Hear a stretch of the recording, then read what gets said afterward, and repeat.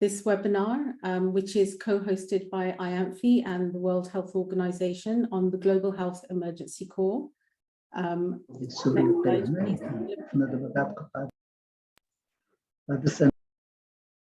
Next slide, please, Philippine.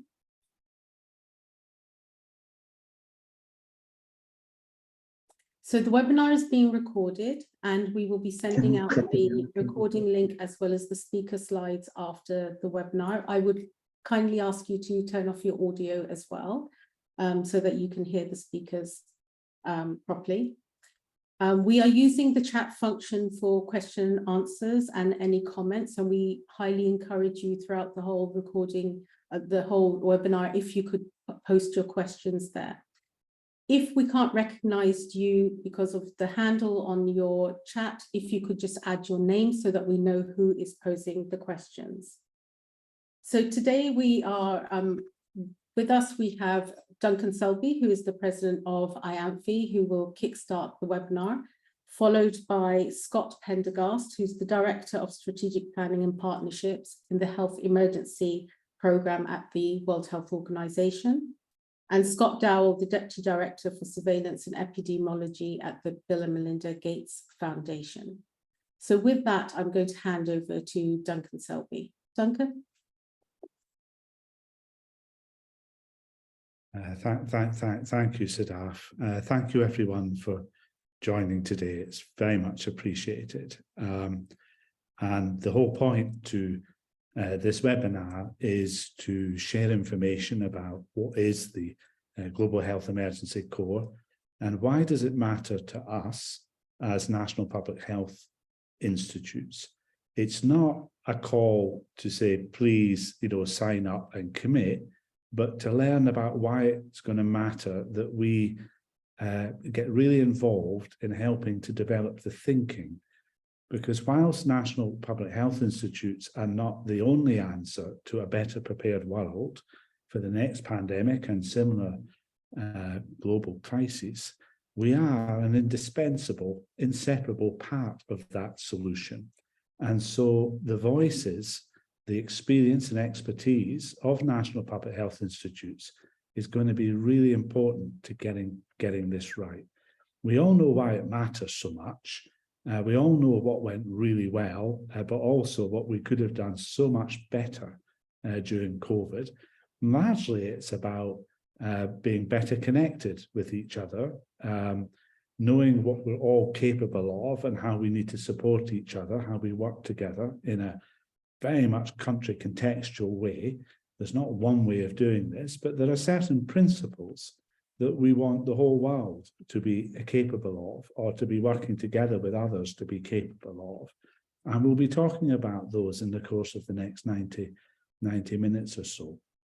IANPHI signed an agreement with Dr. Tedros and the World Health Organization this time last year to work on 4 areas: emergency preparedness and response, well, that's what today is about; collaborative, integrated surveillance and strengthening that, which we work with GHEC and the Berlin team on; strengthening national public health institutes generally, both to be capable of the essential public health functions, both in peacetime and during crisis; and then crucially, the future workforce and how we ensure that we learn the lessons from the pandemic about how we recognize, invest in, develop, pay properly, make sure we've got a public health workforce that we're going to be needing in the years to come. But today is very much about the emergency response, a very particular part of that, the Global Health Emergency Corps. I'll come back to later. So how are we going to get involved? And your part in that. But to get us moving, I'm going to hand over to Scott Pendergast, who's going to take us through the first stages of this. Scott, passing to you. Thanks a lot, Duncan, and thanks everybody for joining the call. And we're really excited to have the chance to speak to all the IANPHI members around the health emergency workforce and how we can take this forward together. Obviously, this whole story begins coming out of COVID. There's been a lot of lessons learning. There's been multiple independent reviews. There's lots of different initiatives out there. And a lot of those reviews and initiatives are really sort of identifying a number of areas where within COVID, there were some big gaps in terms of our ability to be able to scale health emergency workforce, both within national governments and countries, but also between countries in terms of being able to support the COVID response. And some of the issues are around, there are multiple mechanisms, GORN, EMTs, IANPHI, TEFINET, etc., all looking at the same problem, and those efforts aren't always very well coordinated necessarily. There's also a broad recognition that the skills that you need for health emergency preparedness and response are well beyond the traditional public health field of epidemiology, but include community workers, infection prevention and control, logisticians, planners. So there's a much broader environment of skills that are needed that need to be brought into these networks. And that's also going to mean that, you know, if we want to work together, there's a lack of sort of common approaches, common standards between how we view the workforce, what are the functions, how they work together. And also what we noticed and what was noticed in COVID is that there's a lack of predictable coordination, in particular between countries, where they can actually come together and discuss how to respond and how to coordinate response between countries. So there's a lot of issues that had been identified. And if I can have the next slide, we started working, I think back in early 2022, around some concepts around strengthening global architecture for health emergency preparedness and response. And one of the key parts of that architecture, in fact, I would say the center, was the work around the health emergency workforce. And conceptually, we sort of see four major areas that need work on related to the workforce. At the bottom, overall, there is the national workforce systems, and within that, there are the public health and emergency workforce capabilities that are needed. And more, very broadly, that area of public health workforce and multi-sectoral workforce for emergencies is probably less well defined in terms of competencies, standards, learning pathways, career development than many other parts of the actual health workforce. So there's a large effort, and I know IANPHI are very much involved with that, with our health systems teams and others, to really look at that kind of base public health function. But within countries also, beyond that kind of broader set of functions needed, there is a professional emergency corps that's really responsible for threat vulnerability capacity assessments, looking at preparedness and readiness planning, but also looking at being able to do detection and scale response in emergency events. And so there's a sort of a core of emergency workers that really, at a minimum, need to be available if countries are to be able to rapidly detect and respond to events.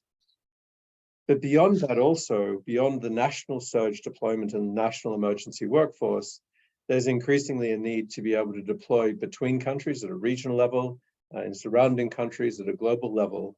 And to enable that is to really be able to have more interoperable standards, coordinated deployment mechanisms at the sub-regional, regional, and global level. And networks such as the emergency medical teams, networks such as GORN, have been working in this area for some time. And then beyond that is also then the need to have this connected health emergency leadership so that we have more predictable and institutionalized coordination between countries, between surrounding countries in an emergency event. And this is going to be critical if we're to do better in terms of rapidly stopping the next pandemic. Next slide. So with this in mind and these kind of major objectives, we've been working over the last couple of years to bring together the different networks such as GORN, Africa CDC, EOCnet, TEFINET, IANPHI, Health Cluster, EMTs, Standby Partnerships, and others, to really look at how can we not replace these networks. Each of these networks have a very specific purpose, have a very specific operational constituency, but that we can have a network of networks that are able to work together in a more coordinated way so that we can actually make sure that we are comprehensive, coordinated, and filling and not having any gaps. And so we've worked over the last year and a half, as we developed the HEPRA concept, as we went into the G7 with Germany, where there was the roadmap for the pact for pandemic readiness. There was the work that continued with Japan. We had a launch event this year where we actually, with a number of national public health institutes and agencies before the assembly, had an event where we came together and signed up to this. There's been also subsequent meetings, such as the meetings in Dakar last week, and in fact in Berlin this week, where this will be further discussed. And it's in this slide that we really wanted to discuss with the IANPHI members, as we're going forward with this, how can we get you better involved? Next slide. The different networks have got together and have looked at a broad work plan and set of strategic objectives, really based around those kind of 4 areas that we identified. So looking at strong and scalable rapid response capacities at national level and how to build them. So what are the different standards? What are the different, how do we have sustainable surge capacities across different capabilities?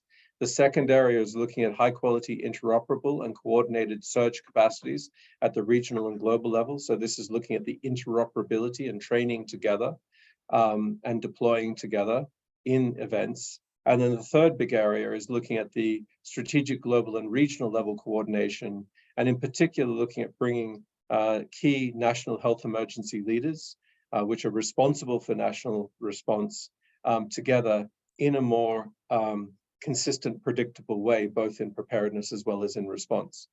Cross-cutting under this is looking at joint training and exercising, simulation exercises as well, and then having some light secretariat to bring the networks together, to bring the different partners together in order to be able to manage this networks of networks and joint work plan. So that's the structure that we're going ahead with, and we're currently building out this work plan in terms of key activities across those different partners. Of course, what we want to do in the next coming months is to increase the number of networks that are working under this, including in particular, I think, other regional and sub-regional networks where we think are going to be key for operationalizing this.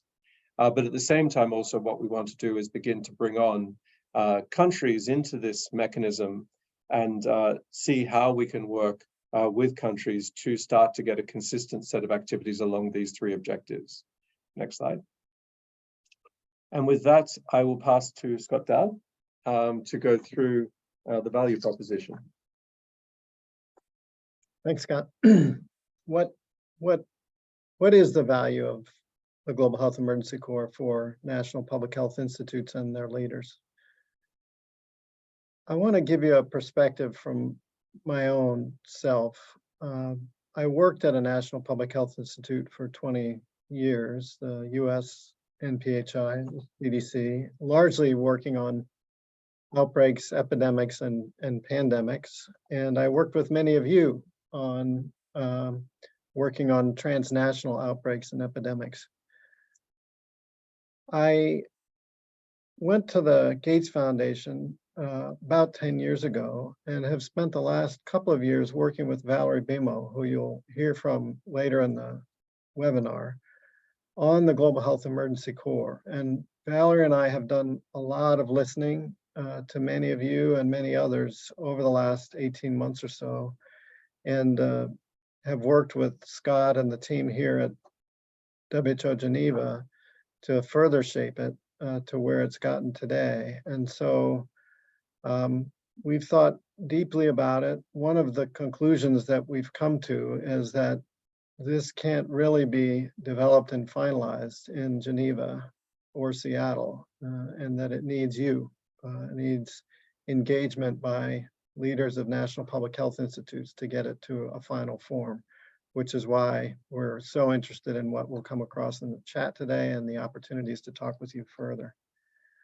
But what I would say in answer to the question about what does this mean for countries, I think of the 3 levels that Scott just described as small, medium, and large: outbreaks, epidemics, and pandemics. Outbreaks happen at the local or national level. This is your core work. You all do this on a daily basis, and we know from doing this work how important it is, and that there is a need for more resources and more support for doing it even better. Some countries more than others. Second, at the epidemic level, when you're talking about large outbreaks that affect more than one country, here I'm thinking of the cholera affecting Mozambique, Mali, Malawi, and others, or West Africa, Ebola, and you know the kinds of outbreaks where, as the leader of a national public health institute, you may do a very good job, but you're not going to be able to control the outbreak well unless you're able to work with your neighbors. And that necessitates good relationships and sometimes the ability to surge teams back and forth and where they're most needed. So that's the second part, and the Global Health Emergency Corps aims to help with that. Again, that's been core work for many of you for many years. The third part is the pandemic. A truly global pandemic like COVID doesn't come along that often, and it's not part of any of our core work, although it certainly was for 3 years. This is where globally coordinated, early decisive responses can make all the difference, and where currently we lack the ability to respond uniformly, in unison, if there was a threat. And I'll tell you, one of the things that worries me is the fact that there is no biological barrier saying that the next coronavirus can't have the transmissibility of SARS-CoV-2 and the mortality of SARS-CoV-1. And if we were looking at a very transmissible pathogen with a mortality not of 1 or 2%, but of 10%, that would change everything. And we and all the people that we are accountable to would want to be able to pull that lever. That lever is a globally coordinated, uniform, early, and decisive response, increasing the possibility of containing that kind of pathogen. Much depends on the characteristics of the pathogen, R naughts and serial intervals and many other things, but having that lever is the purpose for part 3 of this. And so my answer to the question is, what does it mean for countries and NPHIs in particular, is it gives us a better ability to work on local and national outbreaks, regional epidemics, and especially the rare trillion-dollar problem of a global pandemic where we have to all work together. The Global Health Emergency Corps aims to provide some support for this. I think, we'll see, but I think as this takes off, one of the things you all will find most valuable is the more robust connections with each other, working over time on the latest cutting edge opportunities for responding to outbreaks, epidemics, and pandemics. I do believe that trusted channels will be strengthened and that the trusted network can be built. And we've all seen how valuable it is to be able to call people that you trust in the event of an emerging epidemic. So Duncan will get in a minute to what is being asked of IANPHI members at this point, but one of the things is a commitment of time. And this last point on this slide is that commitment of time needs to be sustainable. It can't be a one-time commitment of time. And that sustaining it means it's got to be supported. And so one of the things that we are committed to do is figuring out how to provide the technical and financial support that's necessary for you and the other key leaders to commit the time needed to make this a success. So that was a lot on one slide. I think I'll just finish with the next slide and turn it over to Duncan. Yeah, first we wanted to go through this polling, and I think we're going to do this in 3 parts, and we'll see how the polling works. But the aim here is to spend maybe 5-10 minutes on each one of these questions. They come, as you'll see, at the three levels we've been discussing. And we'll ask for you to respond, whether you agree, partially agree, or disagree. And then if you have additional comments, to just include them in the chat. So the first question is about multi-sectoral health emergency rapid response capabilities, that they need to be strengthened and institutionalized at country and local levels and respond to local needs. And we'll bring up the poll and we'll start to see as you respond, whether you agree, partially agree, or disagree, and we'll be tracking your chats as that goes. So let me pause for a minute and see if the polling is working, and then may amplify a bit on what we're asking. We agree.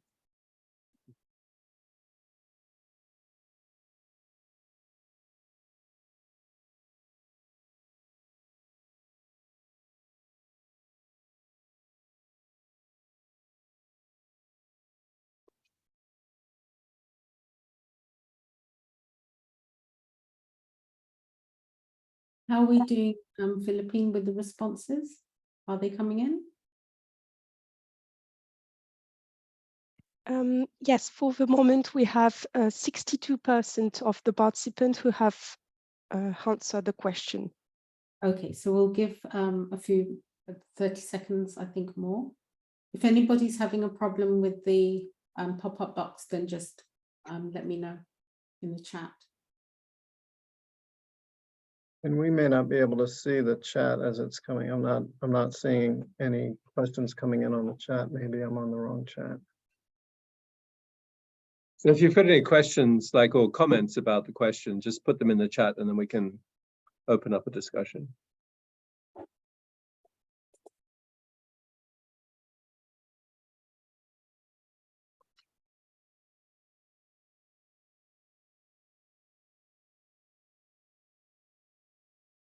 Where are we now, Philippine? Has everybody... We are at 67%.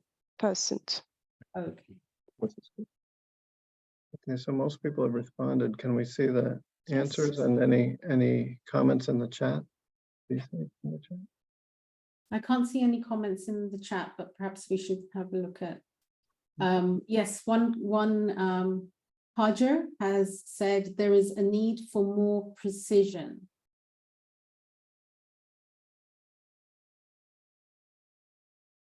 And Evelyn has said, Scott, perhaps just a qualifying statement about it, that the statement is not very clear. So Scott, do you want to add anything to that to make it a bit more clearer about what we mean?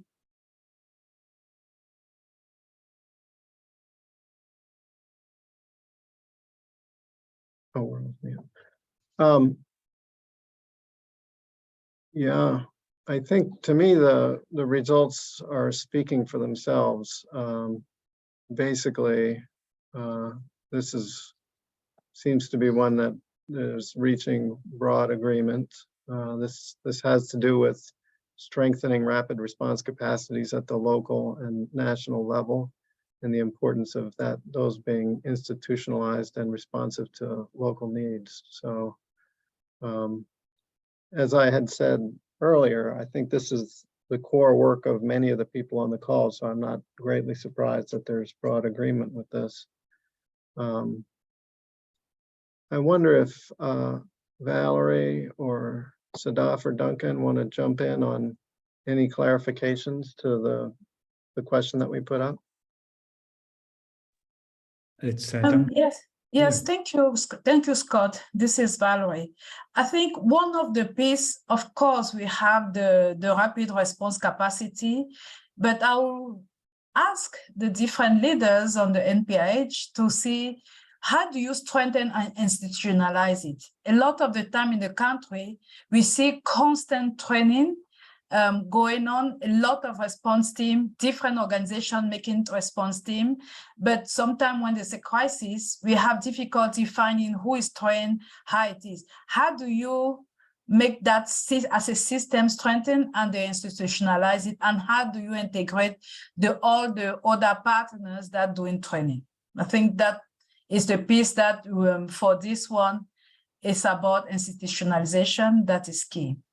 Over. I wanted to come in, Duncan here, if you can see me. Well,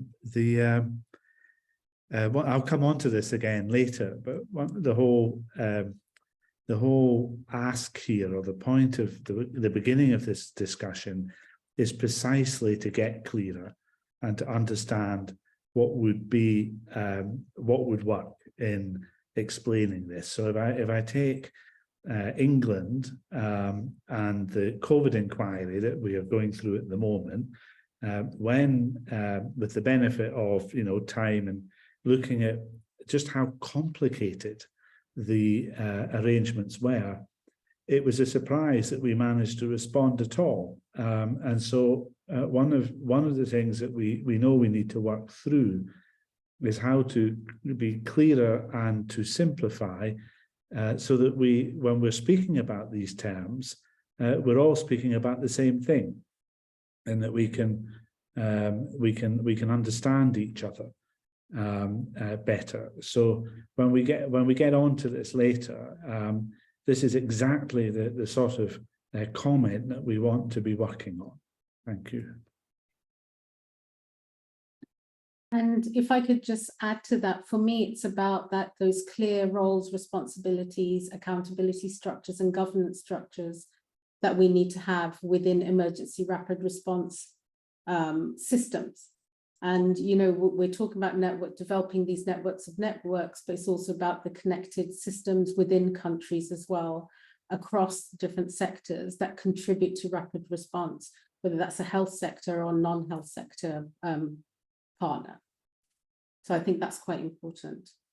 I have a comment within the chat box, if I can just read out. So Tiago has said the full implementation of the IHR at the national level would lead to the outcome intended for number one. IHR already shows what needs to be done. The how is more context dependent.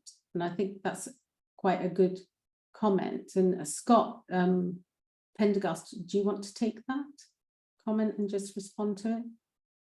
So I think it's about that kind of thing, that when we're developing the Global Health Emergency Corps and we have these networks of networks, how do we take into account areas which are already being worked up, like the IHR within countries, and align that with this work? Yeah, and I like the comment about being very context dependent, because we're in many countries are in very different situations. I guess what we're trying to get out of these questions as well, which would be useful to see in the chat, is for your context, what would be the most useful? Is it a financing gap? Is it a legislation area or governance area? Is it a capacity and a training gap? And as Scott Dahl said, there's a lot of existing networks out there that are trying to address some of these gaps. Is it that these networks are too fragmented? And it's the offering that we've got in terms of training for different areas coming from too many different places. So I guess this part of the chat is really trying to understand, or this part of the meeting is trying to understand from you, and we'll continue this discussion, what are the specific pain points that you've got around this area?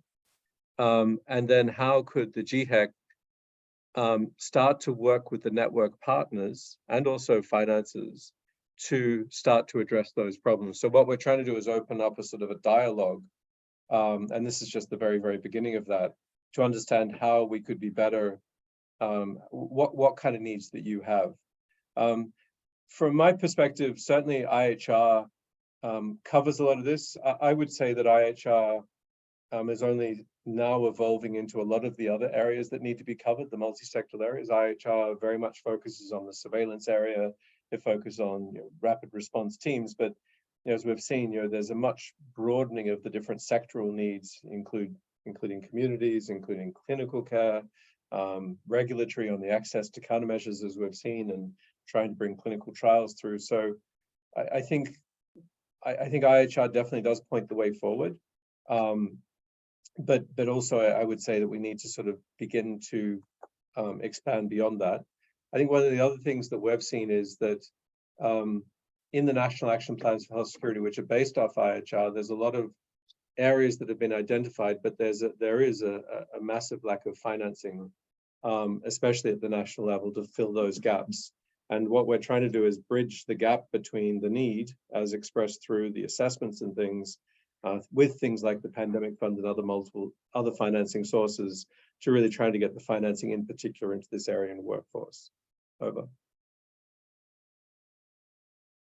Thank you, Scott. If I could just one more comment, Scott, and then I'll just hand back to Scott Dowell for the second question.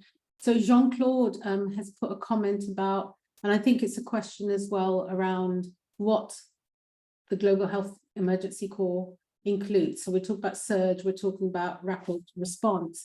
Jean-Claude has made a point around health promotion expertise and integrating that within preparedness and response systems, because it's been promoted within the Essential Public Health Functions framework as well, and how that would contribute to improving social acceptability and reduce inequities through social participation.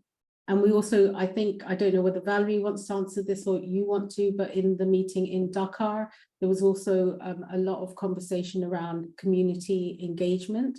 So I'll just pass that back to you for your comments. Yeah, go ahead. Valerie, do you want to weigh in on the Dakar meeting? Because that was an interesting meeting that some of the NPHI leads participated in, but not everybody had a chance to hear. And then Scott P here was just going to add in. Yeah, no, thank you. I think this came really clear that there's a lot of work that have been done at the national level, and everybody agreed that the outbreak or pandemic will start with the small communities and then go up to the countries, to the region, and to the global. And not this challenge in a lot of countries is how do we decentralize to local level and to community, and how do we make sure community as part of the solution and part of the dynamic is actually something that all the country should look at, but it's also sometimes the weakest point in a lot of countries. And we saw with COVID that if you don't have the community with you, you cannot build that trust with the communities, with the different sector, you have a problem, even though you have a rapid response team that is operating, because people will not let them in. Over. Thank you.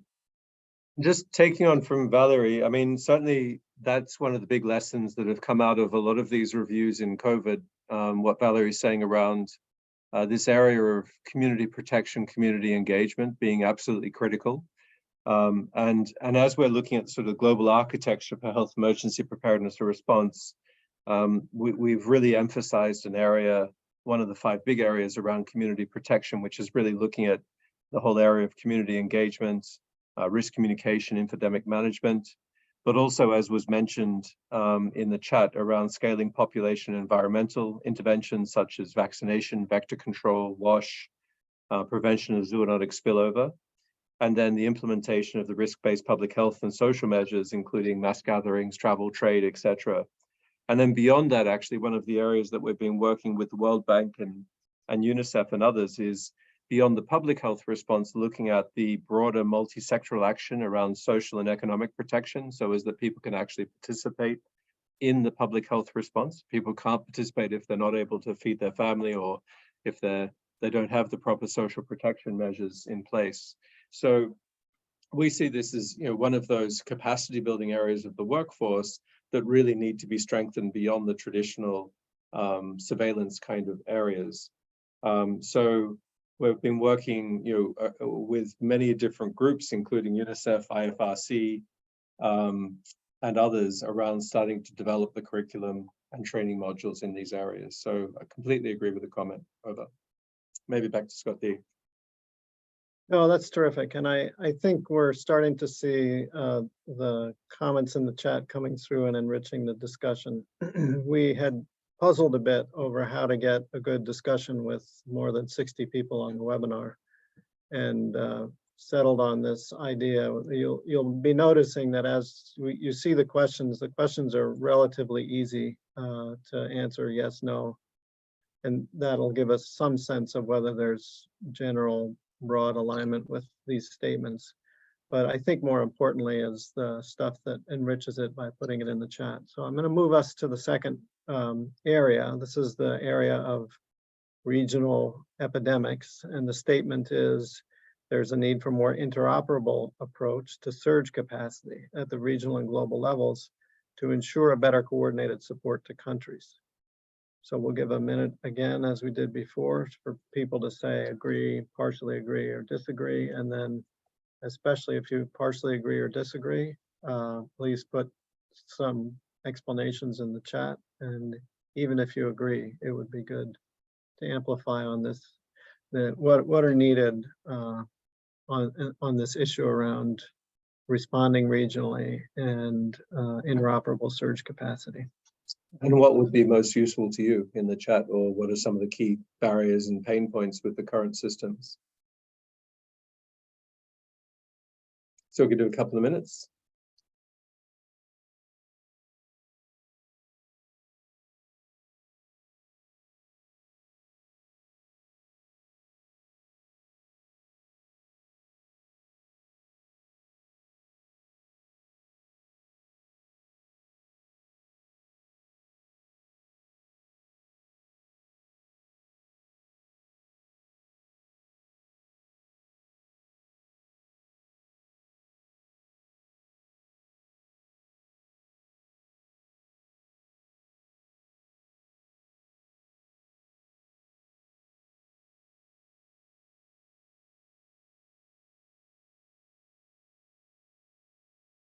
Where are we, Philippine? We have 61%. Okay, let's wait 30 seconds more, and then if you can show the results, that'd be great. Let's see if we can get it above 70%. Yes.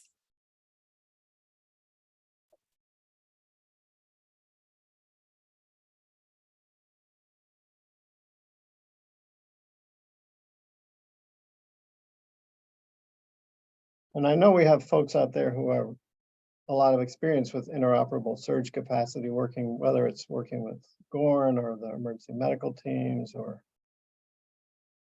standby partners, other various other approaches to this surge capacity. And so please feel free to jump in with what you think works and doesn't work in that area. And especially as Scott was emphasizing, what could be done to strengthen this area. And we've also got the focal points for both GORN and EMTs here, Flavio and Armand. So we might ask you guys to come in with some comments as well to get the ball rolling. Okay, shall we have a look at the results?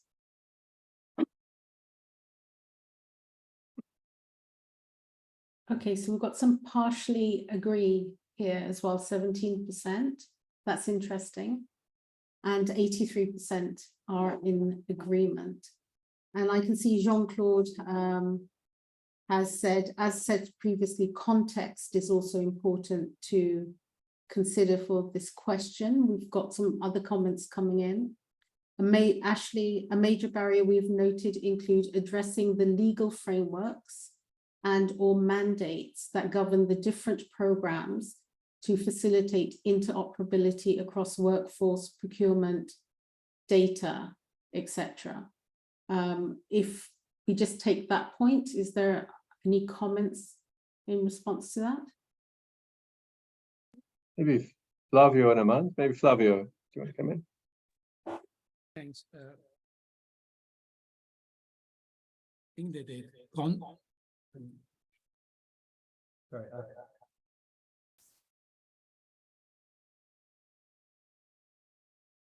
And Flavio, would you like to introduce yourself, please? let me try again. Yes. Perfect. So, sorry, I'm Flavio, I'm the network leader of the EMT initiative. I think fully agree on the comments actually when it comes to local and national context. I think as part of the GHEC there was a lot of discussion regarding how mechanisms can be set at country level, can adapt it to the local context, but start taking already the lessons from existing mechanisms that surge and support during the response. So the idea would be examining what is existing outside in terms of the regional and global, but then identify the right mechanism at country level to request for what we call international assistance. It's important as well, the comment of Ashley when it comes to the challenge that you could see in integrating or aligning certain programs. So when it comes to the surge capacity, and something actually that can be proposed as part of the work within the GHEC as well. Thanks. Thank you. And we also have a comment from Kathleen, which reiterates that. Sorry, is somebody else speaking? We come over there or connect here? No, you can connect there, Armand. So Armand, if you want to come in. Oh, Armand, please go ahead.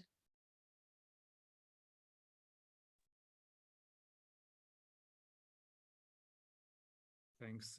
Thanks all. Thanks, Scott. I hope you can hear me okay. My name is Armand. I'm the GORNOIS team manager based in WHO Emergencies Program in Geneva. What we are doing from GORN's side, we are working with our partners and specifically with a number of national public health institutes to increase the number of national public health institutes within the network. We have recently done quite a lot with our colleagues in WHO African region, and we have around 80 national public health institutes that have signed up to become a member of GORN. And on the comment about the context, absolutely. So we want to make sure that we can work with trained colleagues who have been trained within the region and also to use resources within the region for outbreak response. In addition, and talking about interoperability, we are also conducting other activities which are outside of the response to public health events, specifically on the training front. And we have recently conducted a first iteration of the GORN leadership training. And there we have also worked with other actors in public health response to also to ensure that we have that interoperability also in activities which are related to preparedness and operational readiness. Perhaps I can stop there. Thanks. Okay. Thanks, Armand. Back to you, Sadaf. Thank you very much. And sorry, Armand, for not giving you the opportunity to speak at that point. So another comment there is from Kathleen, which I think is important around, talking about interoperability. Barriers are around timely exchange of information and results, samples, for example, and also the language between sectors need to be clear as well. So this is about standardization. So Scott? Yeah, I couldn't agree more with this. We see again and again that one of the challenges of working together across national borders and internationally is barriers around sharing information, sharing samples, sharing results, language issues, and so forth. This again, what at least in my own experience, one of the things that works best is when people know each other, trust each other, and so the information tends to flow more quickly. The samples can be exchanged where they need to be exchanged, and everything works better. It's very hard to establish those kind of trusting relationships in the course of an unfolding epidemic, and so much more optimal to do that ahead of time. And that is part of the key concept around the Global Health Emergency Corps, is to make this network of interconnected leaders more robust and more able to overcome some of those barriers, which again, as I said, we repeatedly see these as barriers to effective responses to regional epidemics. Looking to see if there are other comments coming in on this issue of interoperable surge capacity at regional and global levels. And just maybe to add a little bit, somebody mentioned the legal framework.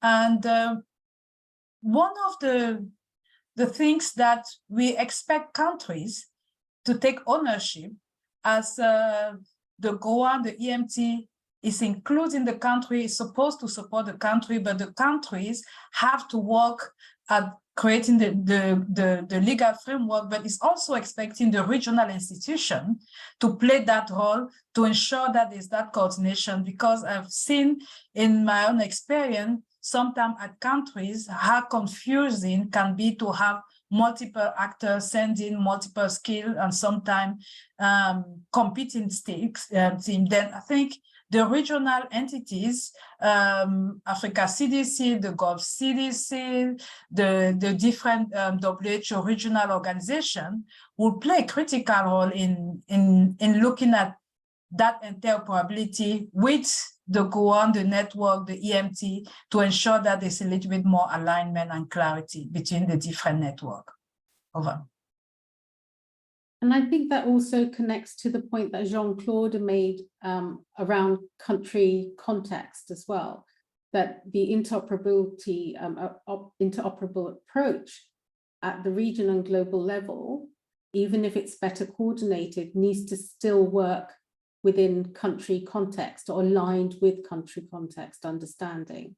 So that will be quite important for this role as well. Back to you, Scott. And I was just going to add to that conversation around the centrality of the national response coordination to ensure that when those actors are coming in, they're all coming in under the same national coordination mechanism, that's full transparency. The decision making in terms of how those actors are coming in and being deployed is a really critical one. And we've seen as we've worked with and strengthened and in strong national coordination mechanisms, it's very clear about how that could be then done. Whereas if agencies and entities are coming in outside those national coordination mechanisms, that's where you're getting a lot of more of the confusion. And I think one other part of this is also the GHEC ability potentially to bring people together, not just in, as Scott Dow said, in a crisis situation, but to exercise this at both national and regional level, which is getting that familiarity with who we're dealing with, that personal relationship, but also going through some of these issues ahead of time. So one of the value propositions, I think, of GHEC is giving those opportunities and the different networks that are doing those deployments to all work together in sort of practice before the events. Yeah, I fully agree. And in addition to drills and exercises, I think the establishing norms and standards so that everybody knows what to expect and are reading off the same playbook when it comes to a regional response is also important. And we're well aware that there's a lot of efforts in this area by different new and some existing regional networks to establish norms and standards as they go. So that's hugely important. Natalie raised the issue of need for definitions, in particular on surge capacity and the fact that the needs may be different in different countries. That certainly is something that Valerie and I have heard repeatedly in our sort of listening tour. One, that many countries are moving away from looking at a lot of surge capacity from outside and are looking more to build their own capacities to surge response when needed. And so we can expect over time the need for surge responses from outside the country will go down. There will probably still be outbreaks that overwhelm even the most prepared countries. And so some sort of surge capacity is likely still to be important. But again, I think as Natalie is raising, defining what is meant by that and establishing norms and standards is one of the things that the Global Health Emergency Corps very much aims to do. And having input from all of you on that will be critical.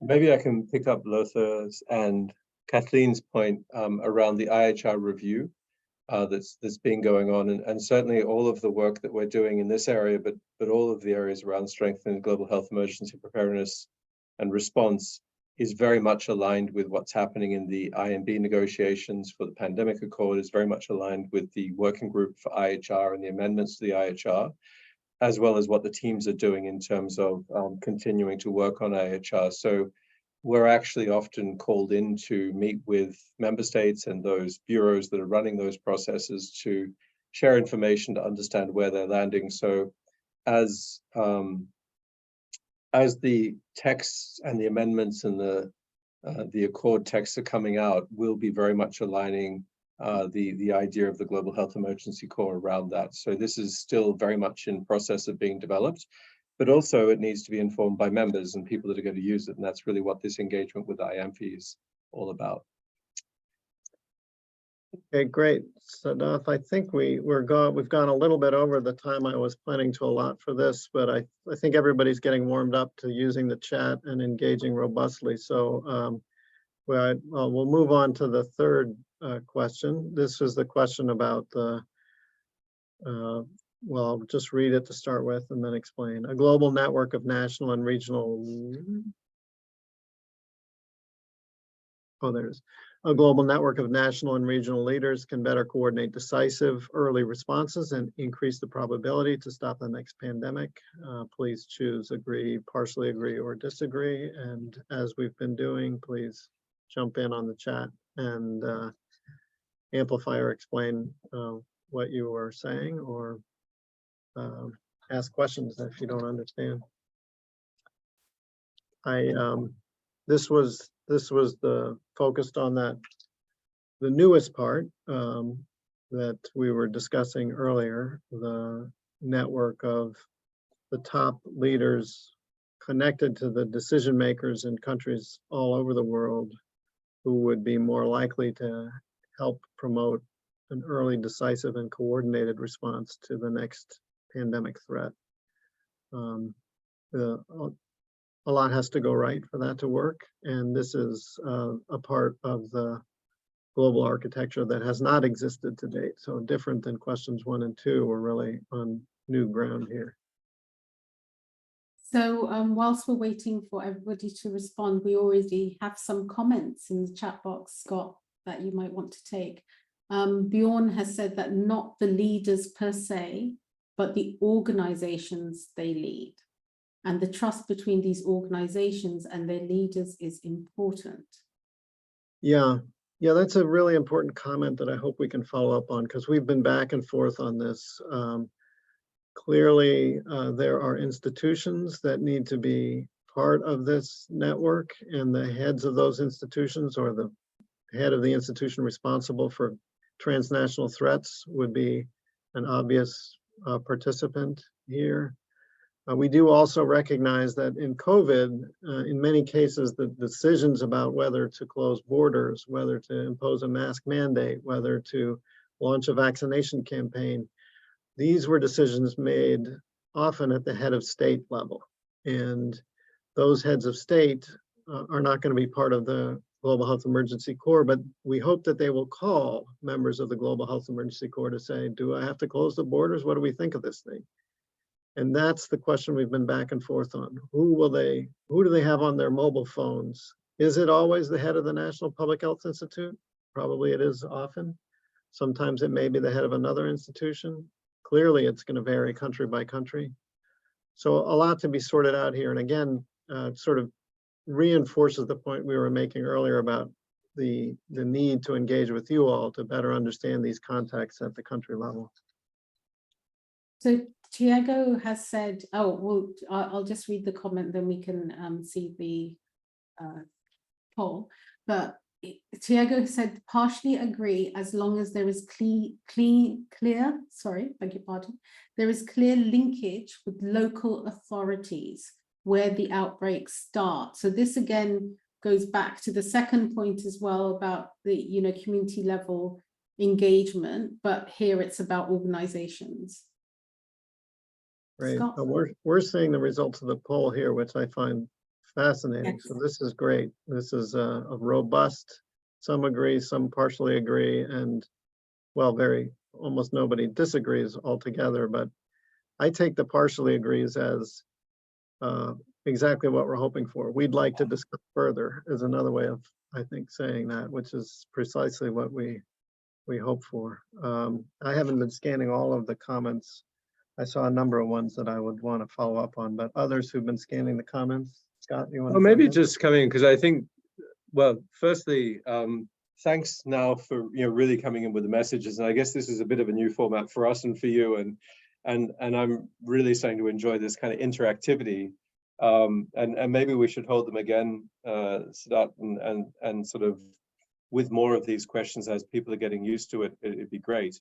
So some of the questions which have definitely come to our mind, and Scott Dow can comment on that. This is the political versus the scientific leadership. I think we see the political leadership definitely meeting at the WHA, meeting at the UN General Assembly. I think the idea here was to really forge a relationship between technical leadership that are actually informing and their own national political leadership. So I think that's a really important distinction to make and to tease out. At some other comments which are, this is fundamentally around trust and trust building, and how do you build that trust over time? And I think one of them is around, as Scott Dow said, working more regularly together to understand differences of approaches, specificities of context, and how this could best work. So I think there's some of the questions. I saw another one. I definitely agree with the comment around organizations, not individuals. But each country actually has different sets of responsibilities across different types of agencies. And that would be actually a very interesting thing to start to map out across the sort of the emergency preparedness and response functions. How are they distributed across different agencies in different countries? Would be the beginning of starting to understand which of the organizations and then potentially which of the leaders that we need to bring in together. I think there's another set of issues that came up in the comments around heavily federated systems as well. So often in countries, there's not just one set of national leaders, there's heavily federated decision-making in terms of response, and so this is not just an issue of between nation states, but also within countries, that kind of leadership coordination and alignment. So there were just some of the comments, but maybe Scott, you've had now a chance to look at a few more. Could you talk a little bit about the comment that's been left in here about distinguishing around leaders of state and leaders of National Public Health Institute? So a bit more about what do we mean by leaders? Yes, I'll comment quickly on that, and then I'll turn to Duncan, who I see has a comment to make also. This is critically important. I think that, to me at least, this is when we move from epidemics to pandemics, that's when the heads of state get involved. And it was new for almost all of us in COVID to have the heads of state contacting us and saying, what decision do I have to make? I have this decision, and looking to public health leaders.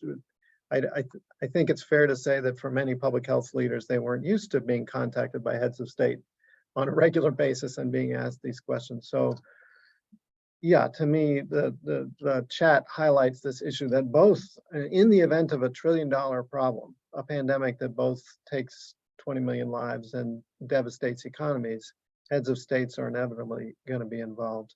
And as Scott said, we already have the heads of states engaged at UNGA, and we already have the World Health Assembly, but who do they turn to for technical advice? This is one of the central questions for the Global Health Emergency Corps. Each country should figure out who the right top technical people are, whether it's an individual or a position, and keep that up to date so that the Global Health Emergency Corps continues to be those people who are at the end of the mobile phone of the head of state when they have to make these critically important decisions, because this is the issue. This is what will make a difference between survival or not survival for many people in the next pandemic, is whether those heads of state get to the technical leaders and whether the technical leaders all over the world give a consistent answer because they've been talking to each other, they have a common playbook, they understand that they have access to the same information that everybody else does, and they can make the best possible advice. So that's the aim. Duncan. Well, I'm thinking that this is almost the core reason for the emergency corps. One of the things that we've learned is that as we train technically and we have expertise technically, science, that is not the same skill set as knowing how to work with politicians. And it's not sufficient to know what we should be doing if we're not being heard or listened to, or in the first instance, the first time we get to know each other is when something's gone badly wrong, and that's too late. So, the term you were using, Scott, about, a common playbook, training together, Scott Pendergast, about, how we're doing exercising and simulating and training together, learning how we can act together so that we can deploy together, will give us advantage that we simply don't have at the current time. I mean, and all of the comments that have been made extremely helpful for the next stage of the discussion on this. Just maybe to chip in with some of the comments that came in, that you need first a good national coordination and before you go to the regional. And I also said, see just the leaders, but the great organization, and sometimes the political doesn't listen. And I think that is where the global health COP is about. That's why we started. It's not exclusive to what we mentioned. We started to say the key is at national level. The key is like, how decisions are made in a country? And in a lot of countries, there's no even legal framework to understand who makes decisions, how is it made? And I think we also believe that leaders or the different institutions, it's important to have a clarity at country level. And that is what the GHEC is supposed to also support the different countries having that clarity, start connecting with the politician, with the political leaders, because it's not when there's a crisis. During the crisis, and I saw that comment, during the crisis, it's usually the people they trust. How do we create that trust? How do we engage with them beforehand so that they work together? And on top of that, because these leaders, these institutions are connected globally with other institutions similar, I think there will be ahead of time information sharing that we believe will make a difference. Instead of waiting for the official information, you can actually have the information quicker. All that to say that it's so important that the national leaders and national institutions have clarity about who is in charge, how do we make it. And sometimes, and it's also so country dependent. In some places, the NPIH are the lead. In some places, they are not. How do we ensure that in advance we have that clarity, legal framework, incident management system, simulation at country? But the more important, time matters, trust matters. When you have a big pandemic, a transborder, the quickest we have these people clarity and connected with each other, the better we'll have the work moving. Over.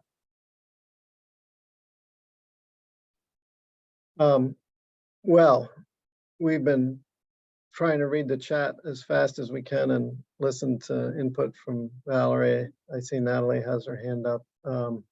I'll make one quick comment. I'll let Natalie answer, and then we'll move on to, I think Duncan is going to bring us back to final follow-up for you all.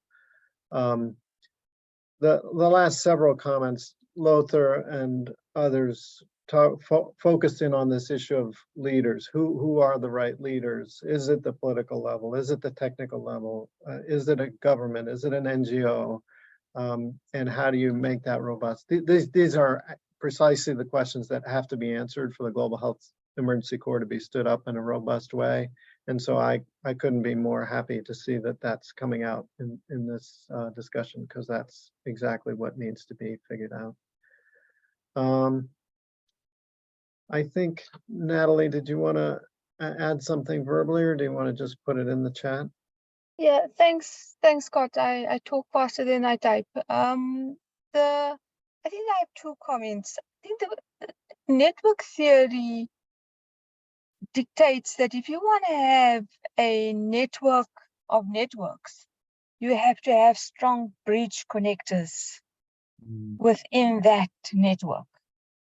And those bridge connectors, in my view, would probably be the NPHIs. And so we have to strengthen the capacity, formalize and institutionalize these public health institutes to ensure that they are the bridge connectors within the national context. The second comment that I have is that the success of this network of networks is going to lie in the detail and the granularity of how this is going to be operationalized. And so there's going to have to be a lot more expansion of who, when, what, where, and how to ensure that the concept is fully understood and bought into. And it goes down to basics. Is if somebody is in as part of the search network is not available to be deployed. What about medical insurance? What about maternity leave at the time of deployment? These are practical examples that we dealt with during the deployment during COVID. And many of us did not have the answers of how to manage it. So we were, we all went for the surge capacity. Yes, it needs to be done. But when you operationalize, we have major challenges. So I think part of the scoping of the task is to go into that level of granularity and detail that would be required for buying. Thanks. Over. Yeah. No, thanks very much, Natalie. I love the idea of bridging leaders, bridging across networks of networks, and leaning on the National Public Health Institutes, which is precisely why we thought it was important to bring this group together and get the conversation going. It's clear to us here that we're not going to have time to go into depth on each of the text strings coming out in the chat, but we will certainly review those afterwards, summarize them, and pass them back out to people for consideration.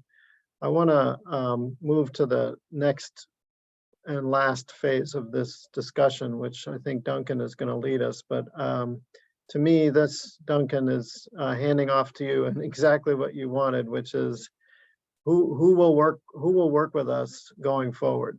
So many of the people who have all of these ideas in the chat, the bottom line question is, are you willing to spend some time helping WHO to move this concept forward and make it more concrete at the national level?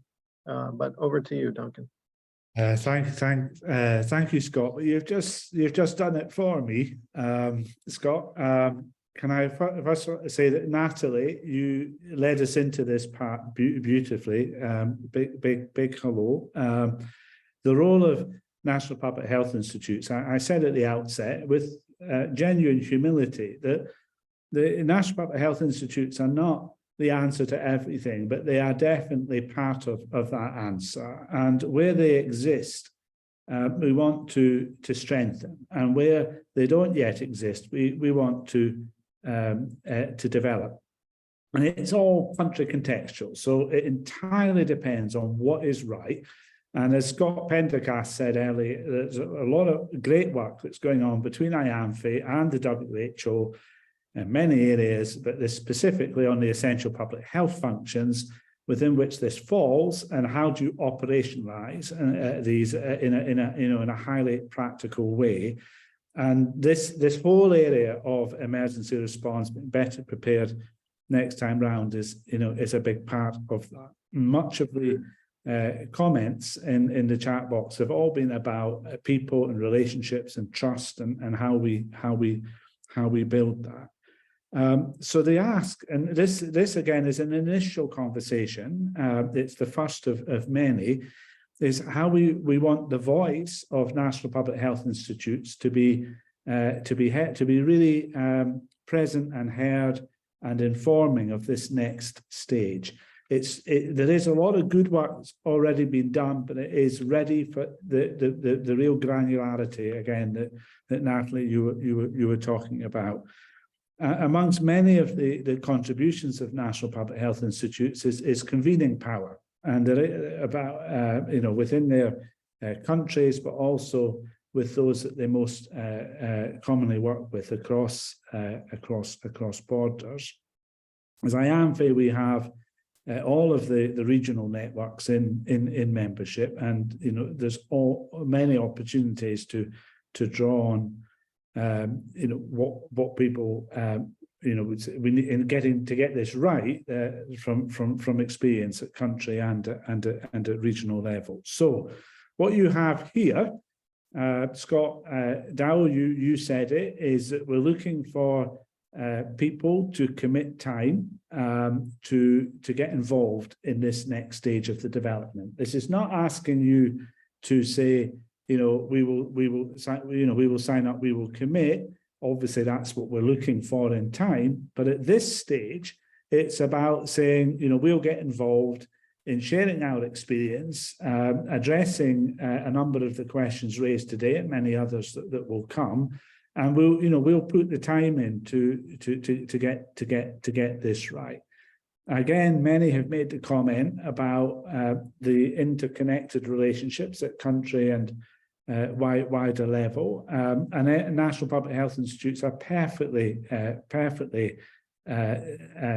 ready, well placed to encourage those conversations and to get talking about this within their networks. So the big ask is to say whether you will get involved in this next level of thinking. We've given two email addresses which will come up at the end at the WHO and at IANPHI, and all we need is you to say yes. Please include us, and then the next stage will be set out in the next very short while. I think that's it. Sadaf, do you want to just check anything that I've forgotten to say? I think there's 2 points really from IANPHI as an association's perspective, and that's one, that we are a partner in this journey. And, we'll be using our own position as an association to strengthen the peer-to-peer interaction through the Global Health Emergency Corps, and also creating those communities of shared practice so that we can actively learn from each other as we progress on this journey with this initiative. Thank you. So IANPHI is fully behind this, and to draw on our members and the experience to give time and commitment to build this capability so that the world is better prepared next time round. As a number have said, we are better prepared already because we all learned through this experience about how we would be more ready, but this is about how do we make sure that as a world we are. And as many have said, unless we're all ready, none of us are. So this is this point about the emergency corps. I think I'll pass back is it to you, Sadaf, or is it Scott? It will be back to Scott for, I think, final comments, and I think we can take a few questions. We have time for that if you'd like. Questions, comments. I think similar to Natalie, if people want to say anything, then please unmute yourself. That's fine, if you can raise your hand. So just a couple of comments from me before the questions, just to say a huge thank you to IANPHI and the members for organizing this. And it's really been very, very enlightening for us. I think there's a need for this conversation to happen across all those three areas. It was quite interesting to see the level of, fully agree, strengthening national capacities, but there's roadblocks. Somewhat agree that, we need better regional, global, interoperable surge capabilities.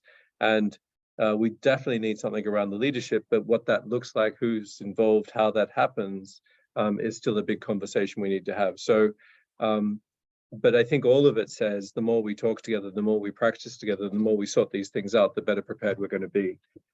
So being able to bring the different networks together that are all working in this area, so we're not having separate different conversations. And then over time, trying to think through these issues and listen to what's really needed at the country level. What are your pain points? How can those networks be most helpful to you is really what we're looking for. So just a big thank you, and we hope we can continue the conversation, and please, write to the email or put in the chat, wherein we want to have more of this conversation. Thanks, Scott. I think that's it. We can give people just a couple of minutes, a few minutes back. Yeah, as we've said, let us know if you want to engage, and the next phase will start shortly. Thanks, Duncan. Thank you, Sadaf, and everybody. Yeah, no, I think one of the piece that is really important to continue engaging with IANPHI, with the regional body, and even at your countries, as we see the information, we hear you, we heard you loud and clear that it's not always only about the individual, but the institution and the countries. And I think it will be important to let us know how do we continue the conversation, but also IANPHI as the NPIH, but also as IANPHI and the WHO, how do we ensure that this is part of the already existing system, but in a new way, connected and coordinated? Thank you, Valerie. And I will close with thanks to you and to Scott and to all those at the WHO who have made this possible. It is inconceivable that we will not take this forward.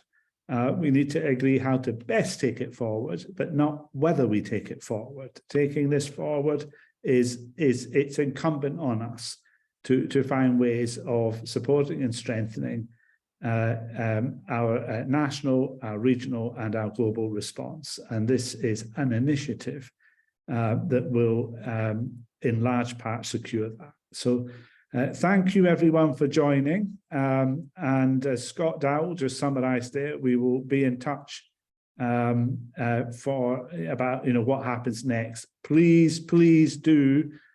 Put your hands up, write, email, WhatsApp, whatever it takes to say that you'll get involved in this next phase. Thank you, everyone.